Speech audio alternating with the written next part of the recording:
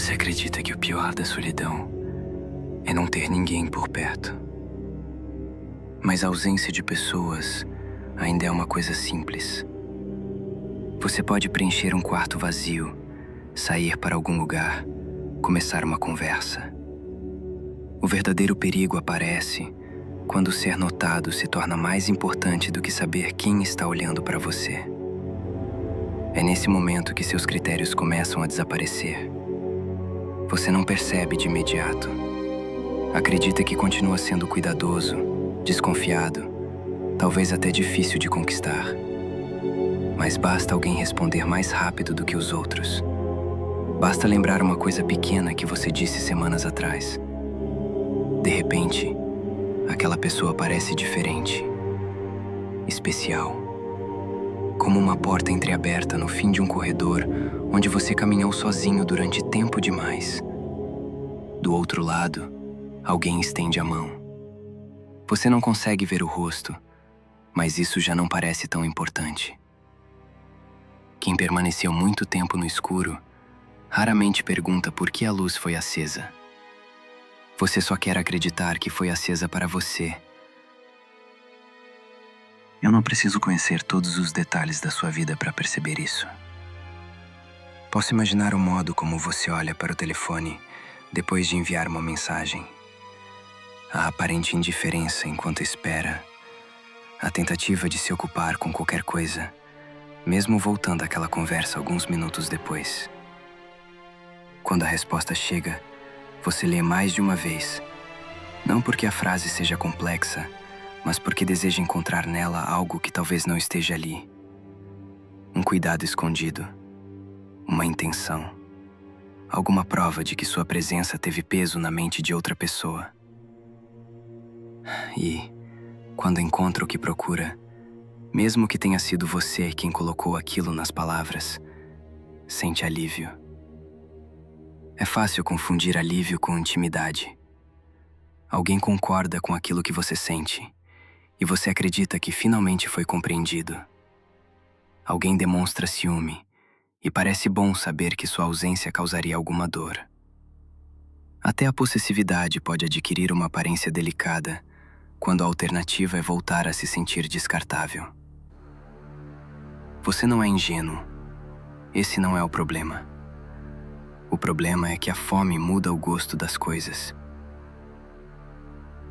Eu sei o que acontece quando uma pessoa deixa de ter certeza sobre aquilo que lhe pertence. Um nome pode ser dado. Uma lembrança pode ser repetida. Uma história pode atravessar de uma criança para outra tantas vezes que em algum momento já não importa quem realmente a viveu. Havia duas crianças. Por fora, talvez fosse fácil distingui-las. Mas uma história não respeita rostos.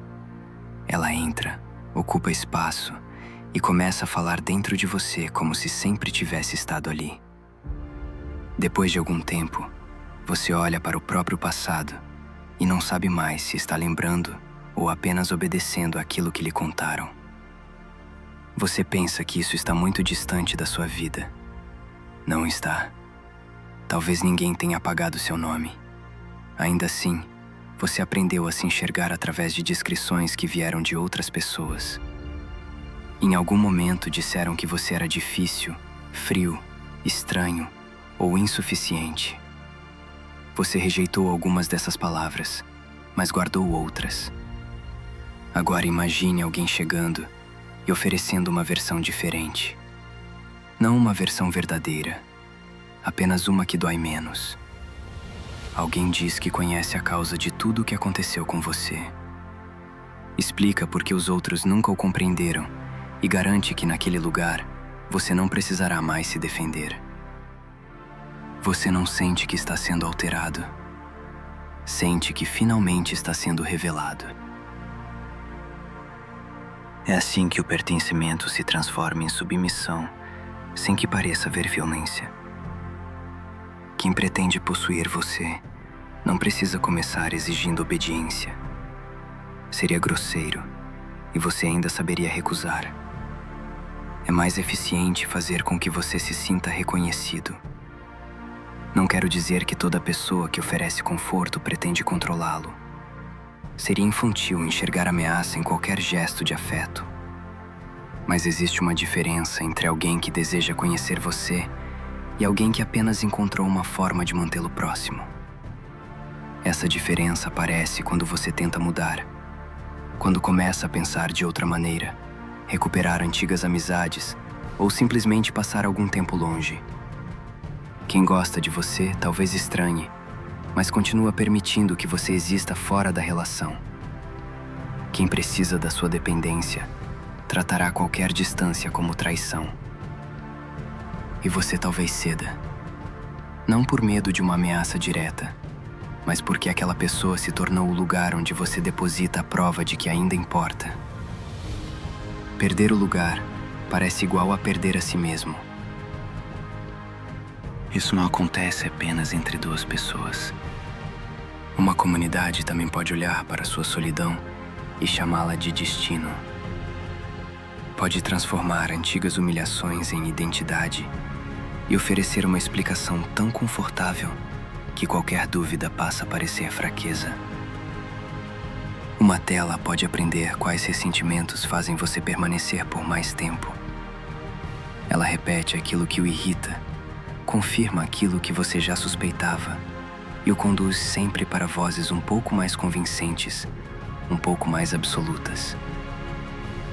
Não porque alguém necessariamente conheça seu nome. Às vezes, ninguém precisa conhecer. Sua carência ainda pode ser útil sem que sua existência seja importante. Você retorna porque ali não se sente invisível. Há pessoas que falam como você, odeiam as mesmas coisas e repetem que o mundo exterior jamais o aceitará. Aos poucos, sair começa a parecer uma forma de abandono, enquanto permanecer parece lealdade. E então ocorre algo curioso. Você acredita que encontrou um lugar onde pode ser autêntico, mas passa a escolher cada palavra com medo de deixar de pertencer. Não é preciso expulsá-lo. Você mesmo começa a esconder tudo aquilo que poderia provocar a expulsão.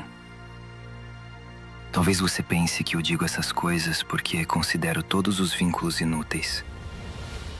Seria uma conclusão razoável. Eu poderia dizer que as pessoas são substituíveis, que os nomes desaparecem e que, no fim, não existe diferença entre ter sido amado ou esquecido. Contudo, há uma pessoa que torna essa conclusão menos simples. Minha irmã. Uma testemunha é uma coisa inconveniente. Ela pode olhar para você e recordar aquilo que gostaria de apagar. Pode carregar uma versão da sua história que não obedece àquela que você escolheu contar. Mesmo quando está distante, sua existência impede que o passado desapareça completamente. Talvez seja por isso que certos vínculos parecem tão ameaçadores. Eles não apenas dizem que você existe, também dizem quem você foi. Eu poderia desprezar o valor do afeto e ainda assim permanecer preso ao único olhar capaz de reconhecer a criança que havia antes de todas as histórias. Essa é a contradição que você também tenta evitar. Você quer que alguém confirme sua existência, mas teme aquilo que essa pessoa poderá fazer com esse poder. Por isso aceita imitações. A atenção que não conhece você de verdade parece mais segura. A concordância constante parece mais agradável do que um vínculo capaz de contradizê-lo. Você escolhe quem repete sua imagem porque um espelho jamais exige que você mude. Mas espelhos também não amam. Apenas devolvem aquilo que colocaram diante deles. Eu não vou aconselhá-lo a viver sem precisar de ninguém. Isso seria apenas outra forma de fugir. Você continuará desejando que alguém perceba sua ausência. Continuará querendo ouvir seu nome pronunciado com cuidado. E, quando encontrar uma pessoa ou um lugar que ofereça essa sensação, parte de você sempre terá vontade de entrar. O problema não é desejar a mão estendida. É chegar tão faminto que já não consigo observar a quem ela pertence. Um homem faminto por afeto não escolhe quem se aproxima. Ele apenas agradece por não ter sido ignorado. E gratidão pode se tornar uma coleira muito discreta. Você começa aceitando pequenas invasões, porque não quer parecer ingrato. Depois permite que interpretem suas dúvidas, escolham seus inimigos e decidam quais partes da sua personalidade são aceitáveis. Quando finalmente percebe o que perdeu, talvez já não saiba como recuperar. Porque não roubaram apenas sua liberdade. Ensinaram você a desconfiar de qualquer versão de si mesmo que pudesse existir fora deles. Ainda assim, você olhará para a porta. Eu sei que olhará. A voz do outro lado parecerá gentil. Talvez diga exatamente aquilo que você desejou ouvir durante anos. E você sentirá que seria absurdo continuar sozinho quando alguém finalmente parece disposto a recebê-lo. Não tenha tanta certeza de que reconhecerá a mentira. As melhores não contradizem aquilo em que você acredita. Elas apenas oferecem uma maneira mais confortável de acreditar. Aprenda a permanecer no silêncio por tempo suficiente para ouvir seus próprios pensamentos. Caso contrário, qualquer voz que pronuncie seu nome com ternura poderá convencê-lo de que sempre foi dona de você.